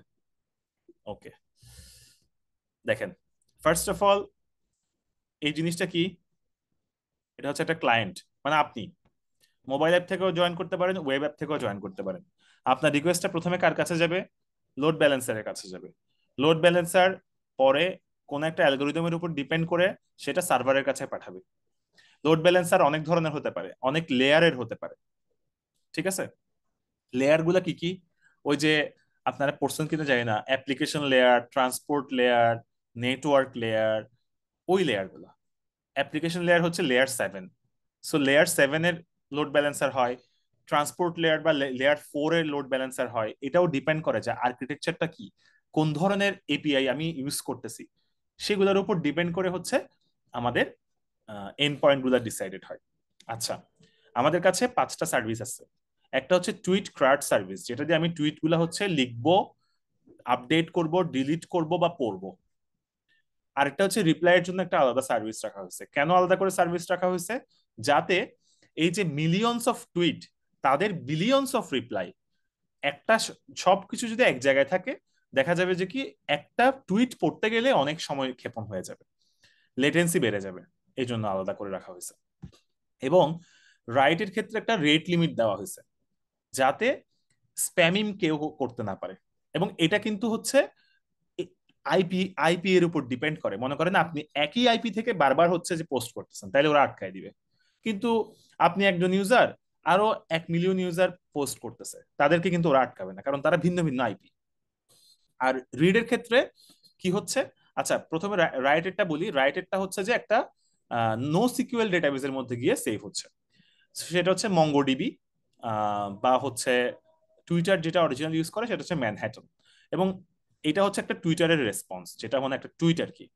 ওকে, সো এরপর যেটা হবে সেটা হচ্ছে, আর আপনার যে মিডিয়াগুলো, এগুলো হচ্ছে সরাসরি মিডিয়া স্টোরেজে চলে যাবে, ব্লব স্টোরেজে চলে যাবে। এই যে ব্লব স্টোরেজ, এখানে বর্তমানে যেগুলো খুব পপুলার তার মধ্যে একটা হচ্ছে অ্যামাজন S3। এটা আপনারা একটু যাচাই বাছাই করে দেখতে পারেন। অ্যামাজন S3 পাইথনের স্ক্রিপ্ট দিয়ে খুব ইজিলি S3 তে ফাইল আপলোড করা যায়, ওখান থেকে ফাইল ইয়ে করা যায়।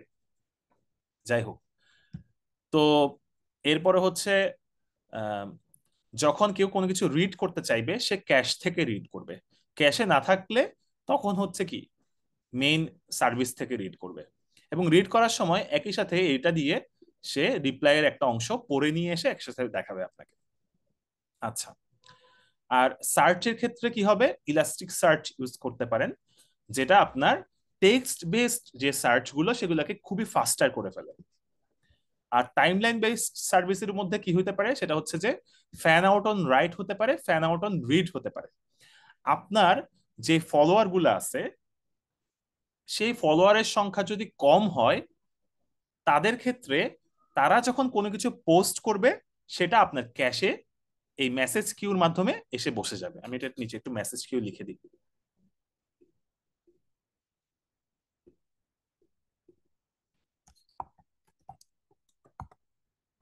Message queue. টাইমলাইন ক্যাশে যাবে, আপনি যখন টাইমলাইনে দেখবেন সব সময় হচ্ছে আপ টু ডেট ডেটা দেখবেন। আপনার ফ্রেন্ড হচ্ছে এ বি সি, সি পোস্ট করছে, দেন বি পোস্ট করছে, তাহলে বি এরটা লেটেস্ট, তাহলে বি এরটা সবার আগে থাকবে, মানে উপরে থাকবে এরকম আর কি। আচ্ছা, আর যেই সব সেলিব্রিটিকে আপনি ফলো করেন তাদের তো অনেক ফলোয়ার্স, তাদের ক্ষেত্রে ফ্যান আউট অন, তার ক্ষেত্রে ফ্যান আউট অন রাইট হবে না, কারণ সে ফ্যান আউট অন রাইট করলে সব মানে তার যে ফলোয়ার্স আছে ওদের টাইমলাইন ক্যাশটা ভর্তি হবে এবং এটা খুবই কম্পিউটেশন হেভি। সেক্ষেত্রে এটা ফ্যান আউট অন রিড হবে, এবং তার মানে টাইমলাইন সার্ভিসটা হচ্ছে এই দুইটার একটা মিক্সচার। এবং মনে রাখবেন যে এখানে কিন্তু কোনো রিকমেন্ডেশন সিস্টেম দেখানো হয়নি, এটা হচ্ছে শুধুমাত্র আপনার আম, কি বলবো, শুধুমাত্র আপনার যে ফলোয়ার বা আপনি যাদেরকে ফলো করেন তাদের ক্ষেত্রে। আচ্ছা, তারপরে হলো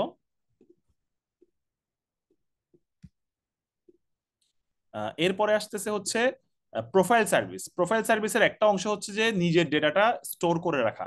তাহলে আমি একজন ইউজার, আমার ইউজার আইডি থাকবে, পাসওয়ার্ড থাকবে, মেইল থাকবে, ইত্যাদি ইত্যাদি ইত্যাদি, মানে জন্ম তারিখ থাকতে পারে, অন্যান্য অনেক ইনফরমেশন থাকতে পারে, সব ইনফরমেশন হচ্ছে একটা সিকিউএল ডেটাবেসের মধ্যে যাবে। আমি এখানে user data on SQL database, আর এটা হচ্ছে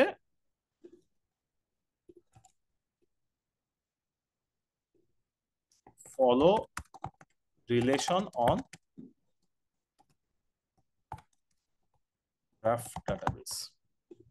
আর অথ যেটা অথেন্টিকেশন, এটা সম্পূর্ণ আলাদা থাকবে, যাতে হচ্ছে এই জিনিসটা সার্ভারের উপর ডিপেন্ড না করে এবং অন্য কোনো সার্ভিসের উপর ডিপেন্ড না করে। এবং আহ, ইয়ের কাজ হচ্ছে, প্রোফাইল সার্ভিসের কাজ হচ্ছে কন্টিনিউয়াসলি এই অথের মাধ্যমে সেশনটা চেক করে করে তারপর হচ্ছে পাবলিককে কি করা, পোস্ট করতে দেওয়া বা অন্য কোনো কিছু করতে দেওয়া। সো এইটা হচ্ছে একদম সুপারফিশিয়ালি একটা টুইটার বা এরকম টাইপের কোন একটা সোশ্যাল মিডিয়ার ডিজাইন। সো কারো যদি কোনো কোয়েশ্চেন থাকে বলতে পারে। আচ্ছা, একজন লিখছেন ফ্যান যেমন বাতাস ছড়ায় এটা টুইট ছড়ায় দেয়। আচ্ছা, হরাইজন্টাল স্কেলিং করলে লিমিটেশন ওভারকাম করা যায় বাট এক্সপেন্সিভ। হ্যাঁ, হরাইজন্টাল স্কেলিং মানে হলো যে এটা হচ্ছে আপনার ইয়ে, আপনার এটা সার্ভার, এটা এইদিকে বড় হচ্ছে, মানে লম্বার দিকে বড় হচ্ছে, এটা হচ্ছে ভার্টিক্যাল। দেন আপনি একটা সার্ভারে আর কাজ হচ্ছে না, তখন আপনি দুইটা সার্ভার নিয়ে আসলেন, পাঁচটা সার্ভার নিয়ে আসলেন, ছয়টা সার্ভার নিয়ে আসলেন, এরকম আর কি। আচ্ছা, এটা কিন্তু একজন খুব সুন্দর একটা কোয়েশ্চেন করছেন। লোড ব্যালেন্সারের কি লিমিটেশন নাই যদি একটা রিজিয়ন থেকে অন এ টাইম? এটা আমার মানে বেসিক্যালি হচ্ছে যে এটাও আমার খুব যখন প্রথম প্রথম সিস্টেম ডিজাইনের ইয়ে পড়তেছিলাম তখন হচ্ছে এই জিনিসটা আমার মাথায় আসছিল আর কি, যে লোড ব্যালেন্সার কিভাবে এতগুলা ইয়ে নেয় আর কি, হ্যান্ডেল করে। সো এটার আসলে ডিটেল আনসারটা আমার এই মুহূর্তে মনে নাই, তবে কোয়েশ্চেনটা খুবই অসাধারণ এবং আম, চিন্তাটা অসাধারণ। তো এখানে একটা পার্ট অফ দ্য আনসার মনে আছে, সেটা হচ্ছে লোড ব্যালেন্সার কিন্তু আপনার ইয়েকে হ্যান্ডেল করে না, অর্থাৎ সার্ভ করে না, ও জাস্ট বাইপাস করে দেয়। সো ও নর্মাল যে সার্ভার সেখান থেকে সেটা থেকে বেশি রিকোয়েস্ট হ্যান্ডেল করতে পারে। এটা একটা answer, but there are several reasons why load balancer can handle that. তো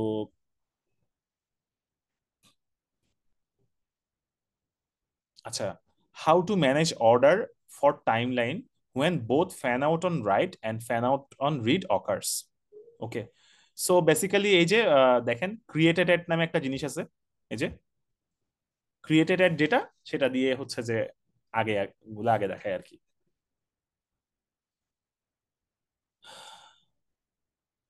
আচ্ছা, সো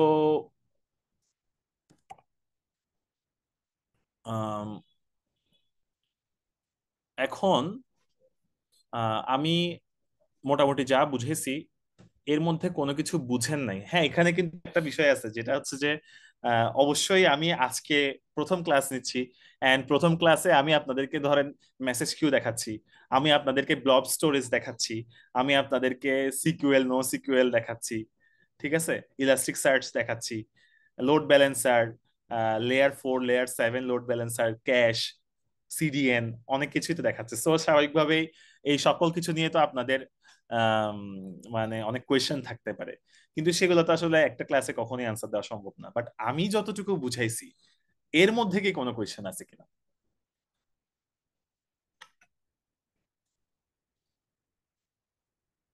আচ্ছা, কে কে বুঝছেন একটু ইয়েস লিখেন তো।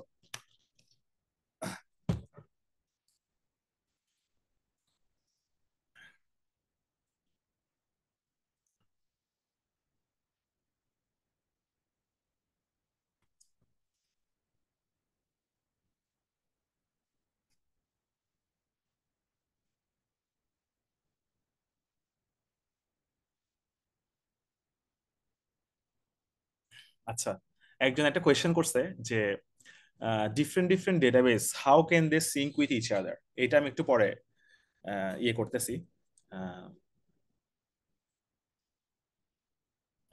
আনসার দিচ্ছি। তার আগে দেখি যে আহ, মানে যারা বুঝছেন একটু ইয়েস লিখেন। মানে এটা হচ্ছে বেসিক্যালি আমি পড়াচ্ছি, এখন আমার যদি মনে হয় যে না কেউ কোনো কিছু বুঝে নাই, অবশ্যই এখানে অনেক কিছু না বুঝার মতো বিষয় আছে। এগেইন তারপরও যা বুঝেছি সেটা আপনারা বুঝছেন কিনা। আচ্ছা, আহ ওকে। সো এখানে একটা বিষয় দেখেন, আহ, আচ্ছা একজন লিখছেন যে হায়ারার্কি বেসড ইউজার ম্যানেজমেন্ট নিয়ে কিছু বলেন।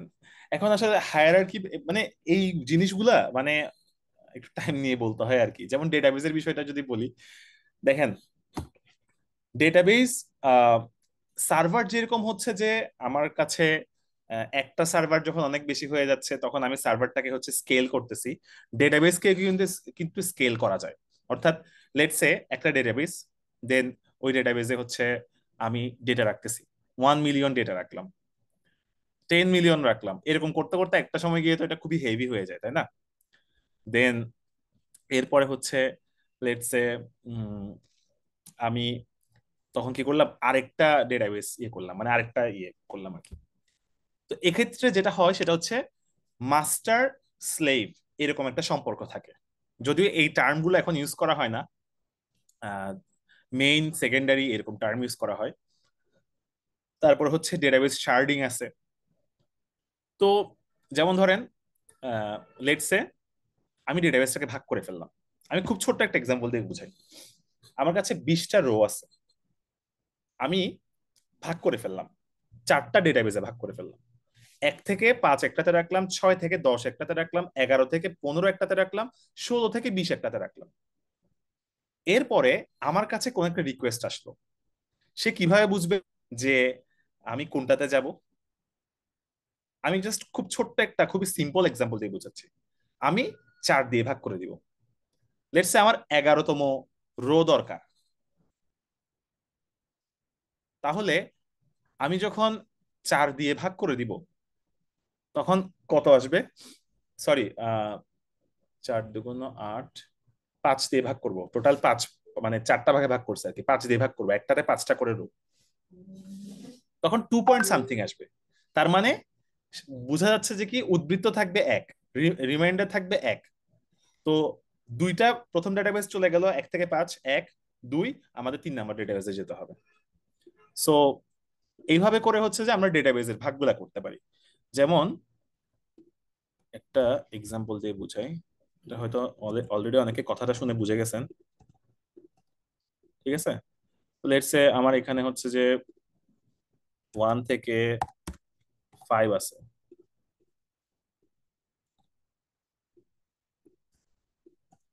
তো এখানে আছে 6 থেকে 10, এখানে আছে 11 থেকে 15, এখানে আছে 16 থেকে 20।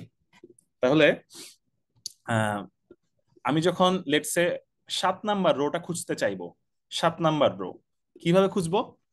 7কে আমি যদি 5 দিয়ে ভাগ করে দিই তাহলে ভাগফল আসে 1, সাথে রিমাইন্ডার থাকে কি 2। তার মানে 1 নাম্বার রো, 1 নাম্বার ডেটাবেস পার পার করে ফেললাম, এটা হচ্ছে 1 নাম্বার ডেটাবেস, এটা 1 নাম্বার। 2 নাম্বারে গেলাম, 2 নাম্বারের সেকেন্ড রোটাতে গেলে হচ্ছে আমি পাবো। এইভাবে করে ডেটাবেসকে ভাগ করে ফেললেও চাইলে ওই ডেটাবেস গুলোতে গিয়ে গিয়ে কাজ করা যায়। সো এগুলো আসলে অনেক ডিটেইলে জানার ব্যাপার আছে আর কি। আচ্ছা।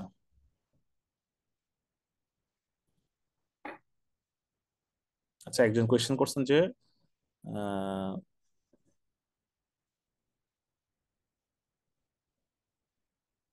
আচ্ছা, একজন লিখছেন যে ভাইয়া একটা আমার একটা কোয়েশ্চেন আছে, স্টক মার্কেট কিভাবে হ্যান্ডেল হয়, কিভাবে সিঙ্ক হয়, সাপোজ ইউএস মার্কেটে প্রাইস। আচ্ছা, ব্যাপারটা হচ্ছে কি, স্টক মার্কেট তো মানে খুব একটা ছোট উদাহরণ আর কি। কারণ কয়জন হচ্ছে স্টক মার্কেট নিয়ে কাজ করে পৃথিবীতে। কিন্তু আমি যদি এভাবে বলি যে একটা সোশ্যাল মিডিয়ার ব্যাপার, যে বা একটা লাইভ স্ট্রিমিং হচ্ছে, এটা পুরো পৃথিবীর মানুষ দেখতেছে। হয়তো কয়েক মিলি সেকেন্ডের বা এক সেকেন্ডের একটা ডিলে হচ্ছে আর কি। এটা কিভাবে ইয়ে হচ্ছে, ওই যে বললাম আবার ক্যাপ থিওরেমে ফেরত আসি, কনসিস্টেন্সি, অ্যাভেলেবিলিটি এবং পার্টিশন টলারেন্স। তো দেখা যাবে যে কি, আমি যদি মানে অ্যাভেলেবিলিটি এনশিওর করতে চাই, তখন আমি অন্য একটা বিষয়কে একটু ছাড় দিব। মানে এমন না যে পুরোপুরি বাদ দিয়ে দিব, একটু ছাড় দিব। তো ডেটার কনসিস্টেন্সি রাখার জন্য অন্য কোনো একটা কিছুকে আমার হচ্ছে স্যাক্রিফাইস করতে হবে, এরকম আর কি। আচ্ছা। আচ্ছা, লোড ব্যালেন্সারে অনেকগুলো অ্যালগোরিদম আছে, শুধু রাউন্ড রবিন না, আরো অনেকগুলো অ্যালগোরিদম আছে। এটা নিয়ে যদি লোড ব্যালেন্সার নিয়ে কোনো ওয়েবিনার নেই বা কোনো ক্লাস নেই, সেখানে আলোচনা করবো। So I think I have already taken enough time because it was like 1 hour and 30 minute session, but I have taken more than that. So আর কোয়েশ্চেন আনসার এই মুহূর্তে আনসার দিতে পারতেছি না। এইটা সম্ভবত সোশ্যাল মিডিয়াতে আপলোড হবে এই ভিডিওটা, সেখানে আপনারা কমেন্ট করতে পারেন। আমি ট্রাই করব আপনাদের কমেন্টগুলো দেখে সেখানে রিপ্লাই দেওয়ার। অ্যান্ড আমার যদি কোনো ভুল ভ্রান্তি হয় তাহলে সেটার জন্য হচ্ছে আমি ক্ষমা প্রার্থী। পড়ানোর সময় আসলে বলতে গিয়ে অনেক কিছু ভুল হইতেই পারে। আপনারা নিজেরাও চেক করে নেবেন, আমার কথাটাকে ধ্রুব সত্য ধরে নেবেন না। আম, এই আর কি। সো আশা করতেছি সামনে আপনাদের সাথে দেখা হবে ইনশাআল্লাহ। আহ আপু, আপনি চাইলে ফ্লোর নিতে পারেন। সবাইকে থ্যাংক অনেক ইউ। ধন্যবাদ। থ্যাংক ইউ সো মাচ ভাইয়া তো ইন্টারঅ্যাক্টিভ একটা সেশনের জন্য। আমি আপনাদেরকে বলবো, আমি একটা গুগল ফর্ম দিয়েছি, আপনারা যদি আমাদের গুগল ফর্মটা ফিল আপ করেন আজকে ওয়েবিনার রেকর্ডিংটা পেয়ে যাবেন। এবং আমাদের আপকামিং ক্যারিয়ার পাথ আসছে, আপনারা আমাদের আপকামিং ক্যারিয়ার পাথের ডিটেলসও পেয়ে যাবেন। আমার তরফ থেকে এতটুকুই, আমি আবার হচ্ছে আপনাদেরকে গুগল ফর্মটা দিয়ে দিয়েছি। ভাইয়া আপনার পারমিশন থাকলে I think we can end for now. আচ্ছা, হ্যাঁ, আমি এটাই বলতে যাচ্ছিলাম যে আসলে সিস্টেম ডিজাইন বিষয়টা হচ্ছে খুবই ব্রড একটা জিনিস, বাট একই সাথে সিস্টেম ডিজাইনটা হচ্ছে একটা মানে প্রবলেম সলভ করার মতো। আপনি একটা জিনিস দাঁড় করাচ্ছেন, সেটা খুবই ইন্টারেস্টিং একটা জিনিস। সো এটা নিয়ে একটু পড়াশোনা করেন, দেখেন অনেক ভালো লাগবে অ্যান্ড অনেক ইন্টারেস্টিং লাগবে। প্লাস এটা তো আপনার কাজে লাগবেই। আপনি যখন কোনো একটা নিজে কিছু বিল্ড করবেন তখনও লাগবে, কোনো চাকরিতে লাগবে, কিংবা হচ্ছে যে লেটসে আপনি কোনো একটা ইন্টারভিউ দিচ্ছেন সেখানেও লাগবে। হ্যাঁ, এটা কিন্তু একটা বিষয় যে খুব ইন্টারেস্টিং এন্ড কনফিউজিং। কনফিউজিং কিন্তু না আসলে, প্রতিটা জিনিসের আনসার আছে। মানে কনফিউজিং অবশ্যই লাগবে যদি 1 ঘন্টায় আমি অনেক কিছু পড়তে চাই, কিন্তু সবকিছুরই আনসার আছে। আচ্ছা, একজন লিখছেন যে আমার লিঙ্কডইন শেয়ার করতে, আমার নাম দিয়ে সার্চ করলেই পাবেন আর কি, রিয়াদ আশরাফ দিয়ে সার্চ করলে পাবেন আশা করি। ঠিক আছে, সবাইকে অনেক ধন্যবাদ। আপু, আপনি চাইলে এন্ড করতে পারেন। সবাই ভালো থাকবেন, আসসালামু আলাইকুম।